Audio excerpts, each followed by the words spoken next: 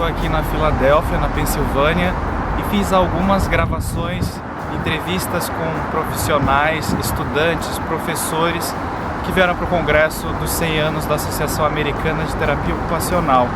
Eu espero que vocês gostem e aproveitem um pouco das experiências que essas pessoas compartilharam com a gente e também uma mensagem que eles mandaram para os brasileiros. For me, coming to the American conference at any time is a bit of a celebration because the number of people here are so many and I never get used to it. I mean, I come from England originally and now Canada, and our conferences are a tiny little piece of this. But for me, what I've found fascinating is the focus on the international. And that I said this at the international breakfast this morning, that the United States is opening their doors into wanting to understand and be part of the international OT community, which is a very welcome thing. Over the years they were somewhat isolated, for nobody's fault, that's not what I'm saying, but now the style is very different. And for me, I'm the Vice President of the World Federation at the moment, and will be finishing that position in South Africa next year. International work is absolutely my passion, and to be able to help other countries become a member, let's put it that way, of the World Federation and the global OT community is very important. So when I came, this breakfast today was what I largely celebrate, because when they asked the question, would all international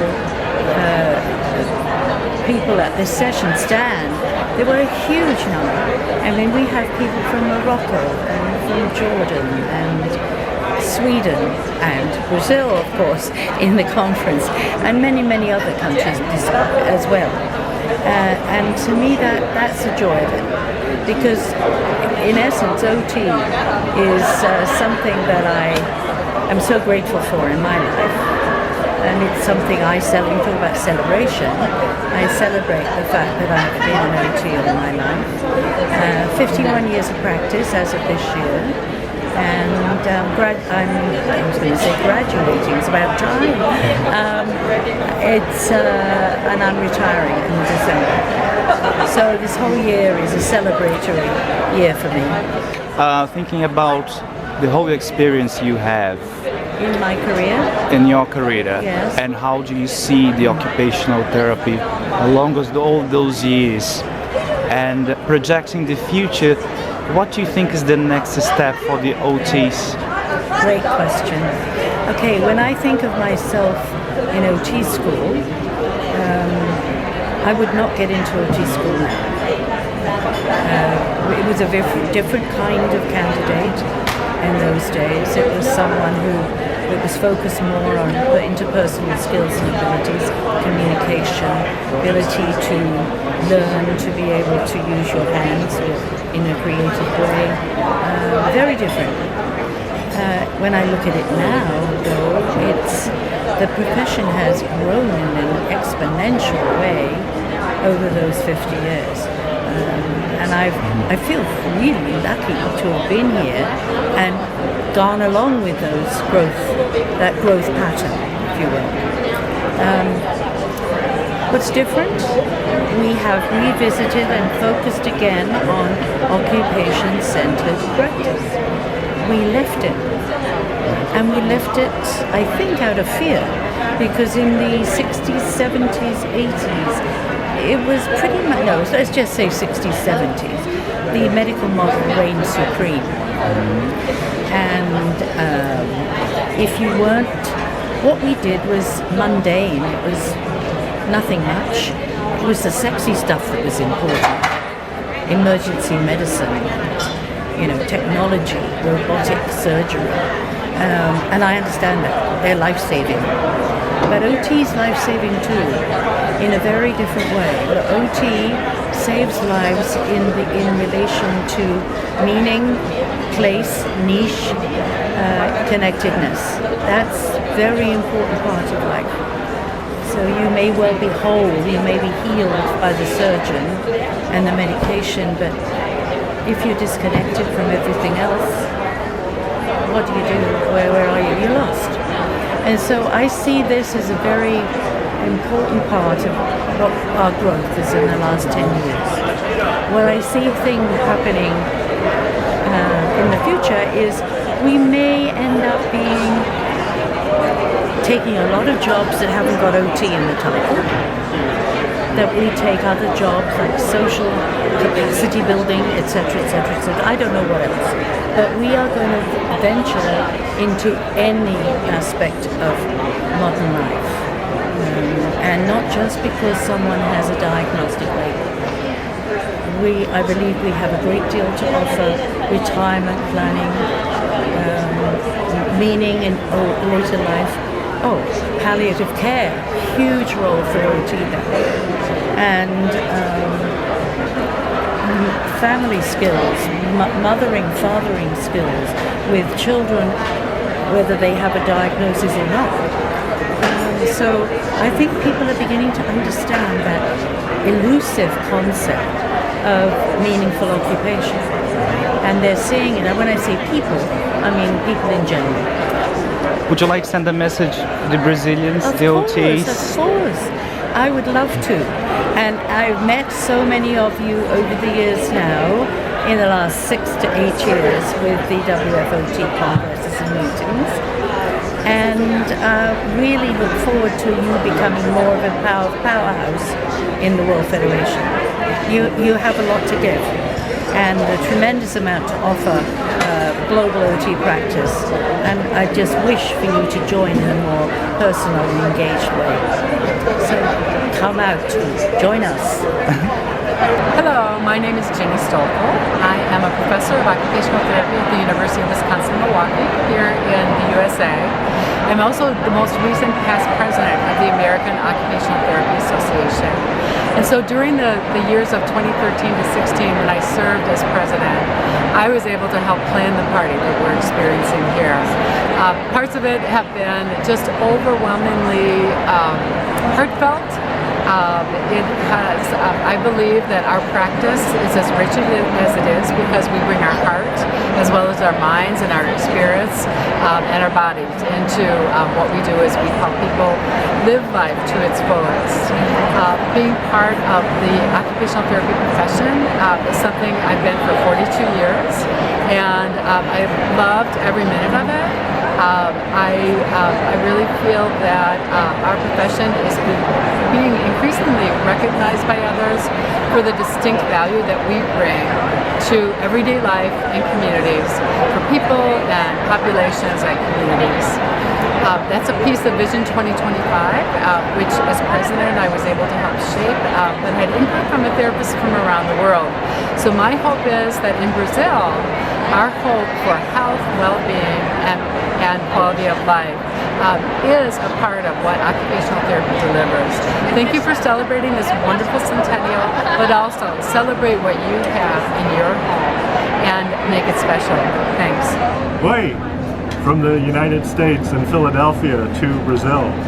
I'm Dr. Roger O. Smith, and happy to be talking with you about our 100th centennial. This is an exciting time for us, a really exciting time for us, exciting for our whole community of occupational therapy worldwide, because we're able to look back in history and see what about our roots and where are we coming from, and it's a time for us to see where we are today and for the next 100 years. And so I invite us to continue to interacting. I'm predicting that one of the things that's going to happen in the next 100 years is that we're going to have a lot more international contact, and we're going to be a lot more unified as a community, and so I look forward to being a part of that. So, boy again, and have a great conference. Hi, I'm Fred Sammons. I'm an occupational therapist.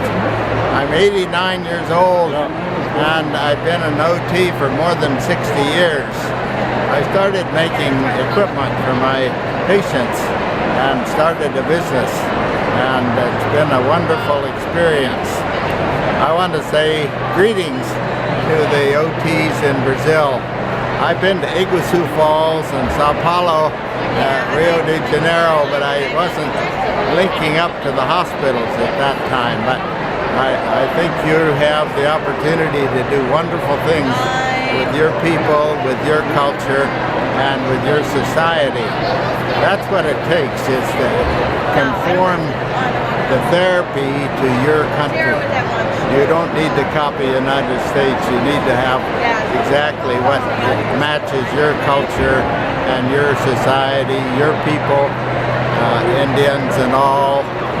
So I wish you well for the next 50 years. So good luck. Okay, what I'm talking about is the significance of the 100th anniversary of the American Occupational Therapy Association.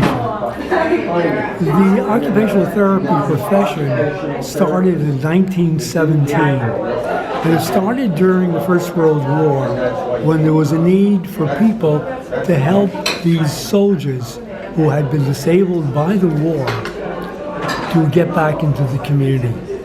And it was seen by the government and by the military authorities at that time that there was a need for this profession. This profession then bloomed into countries in the Commonwealth countries, pretty much England, in Australia, New Zealand, Canada, Scandinavian countries. And now let's take it how the history of occupational therapy 100 years ago impacts on occupational therapy in the 21st century. We've become now a very diverse profession, but still with the core aim is to helping people with disabilities, and that's our core aim. So to give my message to the occupational therapists in Brazil, Brazil is a large country, and there's a need in that country for occupational therapy. And what we've learned in 100 years is that occupational therapists have a very important part to play in healthcare. And healthcare, working with physicians, psychologists, physiotherapists. And the idea is the alliance, that we all have a lot to gain when we all work together. That's my message. Hello, my name is Maggie Sheffield, and I'm a student at Mary Baldwin University, Murphy Deming College of Health Sciences. I'm in my second year of 3 years of study to receive my doctorate in occupational therapy. And here at the Centennial Conference and Celebration, we're celebrating our past and in great anticipation for our future. The Centennial Vision that was laid out in 2006 for the American Occupational Therapists, were that we would be a powerful research-based profession, and that grounded us in our roots. And the vision for 2025 is that we will be more widely known and widely accepted, and I'm sure that's something that Brazilian occupational therapists wish for themselves as well, is that they're more engaged and well known. So in celebration of your 50 years as an association, I wish for you the same, that you're widely known, widely recognized, widely appreciated by those in Brazil, and that you're utilized to your full potential, because I believe that occupational therapists around the world should be more engaged in populations to promote health and wellness and engagement.